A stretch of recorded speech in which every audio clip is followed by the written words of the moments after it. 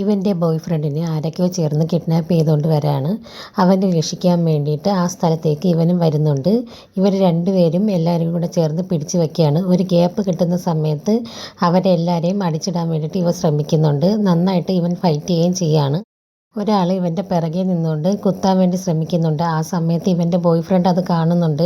അവനെ വിളിക്കാനൊക്കെ ശ്രമിക്കുന്നുണ്ട്. അപ്പോൾ അവൻ ശ്രദ്ധിക്കാതിരിക്കാൻ വേണ്ടി ആ ആൾ അവൻ്റെ ബോയ് ഫ്രണ്ടിനെ അറ്റാക്ക് ചെയ്ത് ബോധം കെടുത്തുന്നുണ്ട്.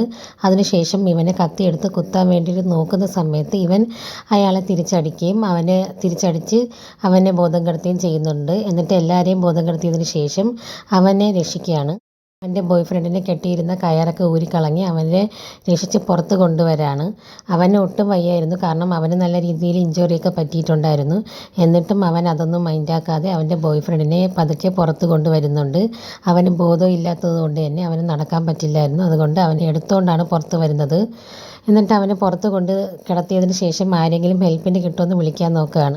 ആ സമയത്ത് ഇവനെ അടിച്ചിട്ടിരുന്ന റൗഡികളിൽ ഒരാൾ എണീറ്റ് വരികയും അവനെ പെട്ടെന്ന് കുത്തുകയും ചെയ്യാണ്. അവന് പ്രതീക്ഷിക്കാതെ ഒരു അറ്റാക്ക് ആയതുകൊണ്ട് തന്നെ അവന് തിരിച്ചൊന്നും ചെയ്യാൻ പറ്റുന്നുണ്ടായിരുന്നില്ല. അങ്ങനെ അവൻ വേദന കൊണ്ട് പിടങ്ങി തറയിലേക്ക് വീഴുന്നുണ്ട്. ആ സമയത്ത് അവൻ്റെ ഫോണിൽ ഒരു കോൾ വരുന്നുണ്ട്. ആ കോൾ എങ്ങനെയെങ്കിലും അവൻ അറ്റൻഡ് ചെയ്ത് നോക്കുകയാണ്. കാരണം അവൻ്റെ ബോയ് ഫ്രണ്ടിനെ അവൻ എങ്ങനെയെങ്കിലും രക്ഷിക്കണമായിരുന്നു. അതിനുവേണ്ടി ആ കോൾ അറ്റൻഡ് ചെയ്യാൻ വേണ്ടിയിട്ട് അവൻ ഒരുപാട് ശ്രമിക്കുന്നുണ്ടെങ്കിലും അവനൊട്ടും തന്നെ പറ്റുന്നില്ല. കാരണം അത്രയധികം ഇഞ്ചുറി അവന് പറ്റിയിട്ടുണ്ടായിരുന്നു. ആ സമയത്ത് തന്നെ ഇവൻ്റെ ബോധം കംപ്ലീറ്റ് ആയിട്ട് പോകുന്നുണ്ട്. അതുപോലെ തന്നെ അവൻ്റെ ബോയ് ഫ്രണ്ടിനും ഇതുവരെ ബോധം തിരിച്ചു വന്നിട്ടില്ല. ഇനി ഇവരെ ആരെ രക്ഷിക്കുമെന്നുള്ളത് നമുക്ക് അടുത്ത എപ്പിസോഡിൽ വരയ്ക്കും വെയിറ്റ് ചെയ്യേണ്ടി വരും. ഇവന് ജീവൻ തിരിച്ചു കിട്ടുമോ അതോ ഇവനെന്തെങ്കിലും സംഭവിക്കുമോ എന്നതൊക്കെ അറിയാൻ വേണ്ടിയിട്ട് അടുത്ത എപ്പിസോഡ് വരയ്ക്കും വെയിറ്റ് ചെയ്യേണ്ടി വരും. ഇതൊരു തായ് ഡ്രാമയാണ്. പേ ബാക്ക് എന്നാണ് ഈ ഡ്രാമയുടെ പേര്.